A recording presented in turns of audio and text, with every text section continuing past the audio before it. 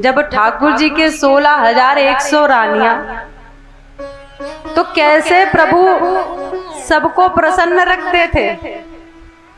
सुखदेव भगवान वर्णन कर रहे हैं कि नारद जी ने एक बार खटपट कराने का प्रयास तो किया, लेकिन भगवान को श्री राधा रानी ने इतना अभ्यस्त कर दिया था कि अब भगवान जब श्री राधा रानी को मना लेते थे तो अब 16,100 रानियों को मनाने में उनको कोई तकलीफ नहीं होती। बड़ा आसान है उनको मनाना। जो श्री राधा रानी जब रूठ जाएं तो भगवान जाके उनको मनाते थे। तो इतना अभ्यास हो गया है मनाने का कि कोई भी पत्नी रूठी हो कैसे मनाना है ठाकुर जी जानते। एक बार नारद जी ने क्या किया, स्वर्ग से पारिजात का पुष्प लेके आए और ला करके भगवान श्री कृष्ण द्वारिकाधीश को भेंट करने लगे। रुक्मिणी मैया वहीं थी। जो ही दिया तो ठाकुर जी ने कहा, देखो रुक्मिणी, ये पारिजात का पुष्प है, ये स्वर्ग में ही मिलता है और इस पारिजात के पुष्प की ये विशेषता है कि ना तो कभी मुरझाता है और ना ही कभी इसकी महक सुवास धीमी पड़ती है। अच्छा, और इतने प्रसन्न हुए द्वारिकाधीश कि श्री रुक्मिणी जी के वेणु में, उनकी चोटी में वो पुष्प गूंथ दिया बड़े प्रेम से। बस नारद जी को मिला मौका, पहुंचे सत्यभामा जी के मंदिर महल में। सत्यभामा जी ने कहा, आइए आइए नारद जी, कहाँ से आ रहे हैं? बोले, आ तो रहे थे स्वर्ग से। तो जैसे ही नाम सुना सत्यभामा जी ने स्वर्ग का, तो बोली, मेरा भी बड़ा मन है कि स्वर्ग में एक बार जाके, मैंने सुना है वहां पे एक पारिजात का वृक्ष है, उन पुष्पों को एक बार देखना चाहती हूँ। नारद जी बोले, अरे अभी अभी आज ही हम पारिजात का पुष्प लेके आए थे और हमने सोचा कि हम आपको दिखाएं। आपको दिखाने की प्रेरणा हुई, लेकिन क्या बताएं, द्वारिकाधीश को प्रणाम करने गए, उन्होंने हमसे वो पारिजात पुष्प लेके मैया रुक्मिणी के वेणु में गूंथ दिया। अब महाराज सत्यभामा जी तो सत्यभामा जी, ये भगवान के रानियों के साथ अलग अलग भाव हैं। रुक्मिणी मैया सदैव भगवान के लिए हाथ जोड़े खड़ी रहती थी और भगवान सदैव सत्यभामा के आगे हाथ जोड़ के खड़े रहते थे, क्योंकि सत्यभामा छोटी छोटी बात पर भी क्रोधित हो जाती थी, रूठ जाती थी। बड़े घर की बेटी है ना, इनके घर से आज भी सोना आता था द्वारिका, 8 मन सोना उसी श्यामंतक मणि से जो निकलता था। तो अपने घर के, अपने मायके के सोने का जो घमंड रहता है, जो गर्मी रहती है, तो सत्यभामा जी में भरी पड़ी थी। तो ने कछु होए महाराज, इधर ते उधर, सत्यभामा जी की भौवें टेढ़ी। प्रेम से बोलो राधे राधे राधे राधे। ठाकुर जी आधे से अधिक समय तो सत्यभामा जी को मनाते ही बीतता था। रुक्मिणी मैया को कभी मनाना नहीं पड़ा। रुक्मिणी मैया तो सदैव भगवान की सेवा में रहती थी।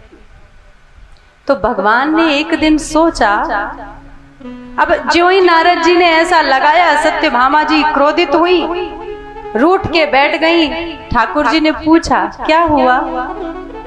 बोली, ये बताइए, मैं जिस पारिजात पुष्प को दर्शन नहीं कर पाई, वो आपने रुक्मिणी जी के वेणु में गूंथ दिए, एक बार मुझे दर्शन तो करा देते।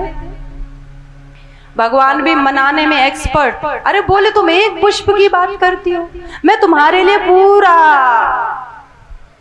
वृक्ष लेके आऊंगा, पूरा वृक्ष। उनको तो मैंने एक ही दिया, अच्छा आप मेरे लिए पूरा वृक्ष लाएंगे? हाँ। प्रसन्न सत्यभामा जी, समय बीते तो बोले कब लाओगे कब लाओगे। अब ठाकुर जी बोले लाएंगे लाएंगे। अब पीछे ही पड़ गई तो ठाकुर जी बोले चलो। गए स्वर्ग लोक सत्यभामा जी के साथ। देखा पारिजात का वृक्ष, इंद्र से कहा कि हमें दे दो, हम ले जाएंगे। इंद्र दे नहीं जा रहे थे कि ठीक है सरकार ले जाइए। तब तक इंद्राणी ने, माताएं ऐसे ही करें ना महाराज, ए जी बोले ना काय के सामने धीरे थे, ज्यादा मत बोलो, है ना, शांत हो जा। ऐसे ही इंद्राणी ने कहा नहीं देना नहीं है, इसी इन्हीं पारिजात के पुष्प से तो मैं अपना श्रृंगार करती हूँ और ये लेते जाएंगे तो मैं क्या करूंगी। इंद्र अब बोले प्रभु नहीं दे सकते। भगवान ने कहा हम तो लेके जाएंगे, अपनी सत्यभामा जी को वचन दे के बैठे। अब महाराज वो बोल रही है देना नहीं है और ये बोल रही है लेके चलो। ठाकुर जी ने कहा देखो हम तो लेके जाएंगे, अगर तुम सीधे सीधे दे दो तो अच्छी बात है, नहीं तो फिर होगा युद्ध। इंद्र ने कहा कर लो युद्ध। अब क्या बताएं, प्रेम से बोलिए राधे राधे। युद्ध हुआ, श्री ठाकुर जी लेके विजयी होके और वो पारिजात का वृक्ष लेके आए। और महाराज ये टेढ़े सरकार हैं, सारे काम टेढ़े। आकर के सत्यभामा जी के आंगन में उस वृक्ष का रोपण किया टेढ़ा। अब महाराज जब वो वृक्ष टेढ़ा है तो उसके जो पुष्प हैं रुक्मिणी मैया के महल में गिरते हैं। वृक्ष लगा है सत्यभामा जी के महल में, पुष्प गिरते हैं रुक्मिणी मैया के महल में। सत्यभामा जी ने माथा पीटा, काऊ काम तुम सूदो करो कि ना है, वृक्ष लगायो तो सारे पुष्प तो रुक्मिणी मैया के महल में जावे। भगवान बोले अरे सुनो, वहां जाते हैं वो सब रुक्मिणी मैया चुनेंगी, चुन करके उनकी माला बनाएंगी और माला बना के जो मेरे लिए लेके आए तुम जाके उनसे लेके, और बस तुम्हारा तो आधा काम हमने सरल कर दिया। सारा काम वो करें और जब सब तैयार हो जाए पकी पकाई खिचड़ी। ऐसे ठाकुर जी मनाए।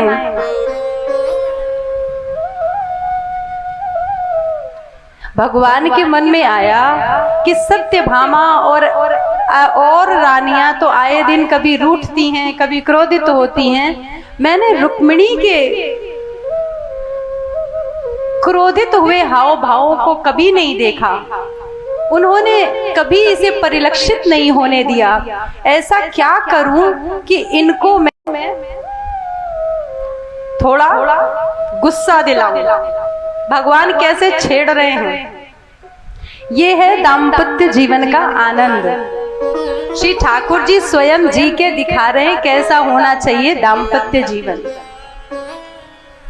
ठाकुर जी कहने लगे एक बात बताओ रुक्मिणी।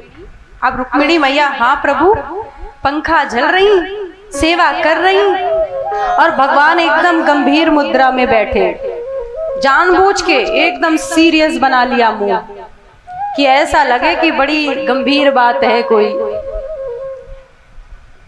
तो भगवान बोले ये बताओ रुक्मिणी, तुमने हमसे विवाह क्यों किया? अब ये बात कब पूछ रहे हैं? जब इनके नाती पोता हो चुके हैं। अब पहले तो इतनी उम्र में ये पूछने पे ही नाराजगी हो जाएगी कि अब पूछ रहे हो कि हमने विवाह क्यों किया। भगवान ने कहा कि तुमने हमसे विवाह क्यों किया। देखा रुक्मिणी मैया मुस्कुरा रही है, कुछ नहीं बोली। भगवान ने सोचा अब क्या करें, ये तो क्रोधित ही नहीं होती। तो ठाकुर जी बोले कि हम में तो कोई गुण भी नहीं था, हम गांव के ग्वाले माखन चुराने वाले सब हमको चोर कहते थे कि ये तो चोर है। तो ऐसा भी नहीं कि हम कहीं के राजकुमार हो जो तुमने हमारा वरण किया। रुक्मिणी मैया मुस्कुरा रही है, कुछ नहीं बोलती है।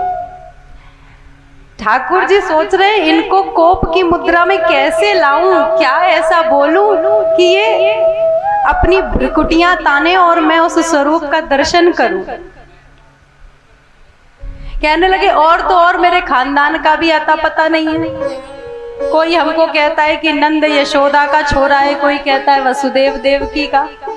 ये भी नहीं कि तुमने हमारा खानदान देख करके विवाह कर लिया। रुक्मिणी मैया मुस्कुरा रही है और कहने लगे कि तुम्हारे घर वाले तो तुम्हारा विवाह शिशुपाल से कराना चाहते थे, फिर भी तुमने मेरा वरण किया। यहां तक बोलते रहे श्री रुक्मिणी मैया सुनती रही, मुस्कुराती रही। लेकिन जैसे ही ठाकुर जी ने कहा कि रुक्मिणी अब भी कुछ नहीं बिगड़ा, अब भी कुछ नहीं बिगड़ा,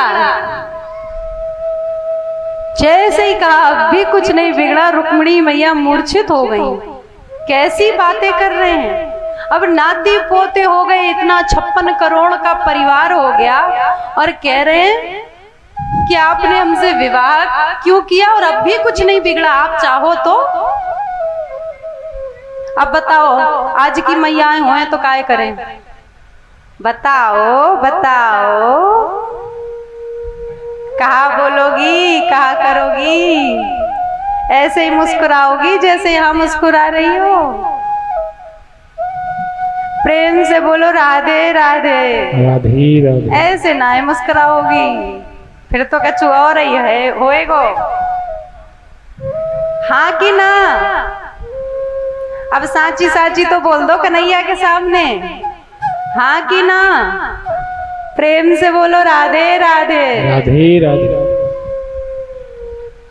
मैया रुक्मिणी मूर्छित हो गई, ये सोच के कि मुझसे ऐसा कौन सा अपराध हो गया कि आज ठाकुर जी ऐसी बहकी बहकी बातें कर रहे हैं कि छोड़ दो मुझे, चली जाओ, मुझ में कोई गुण नहीं है, तुमने मेरा वरण क्यों किया? अरे मुझसे ऐसा सेवा में ऐसी कौन सी त्रुटि हो गई, ऐसा कौन सा अपराध हो गया कि ऐसी आज चर्चा कर रहे हैं? भगवान सोच रहे थे हम तो छेड़ ही रहे थे, ये तो मूर्छित हो गई, हम तो हंसी कर रहे थे। अब ठाकुर जी की हंसी रुक्मिणी मैया को बड़ी महंगी पड़ गई। तुरंत जैसे ही मूर्छित हुई, श्री ठाकुर जी ने चतुर्भुज रूप से मैया को पकड़ लिया और पर्यंक दबारुयाशुताम उत्थापय चतुर्भुज, चारों चतुर्भुज रूप से मैया को एक हाथ से पंखा करने लगे, एक हाथ से जल छिड़क के स्वस्थ करने लगे।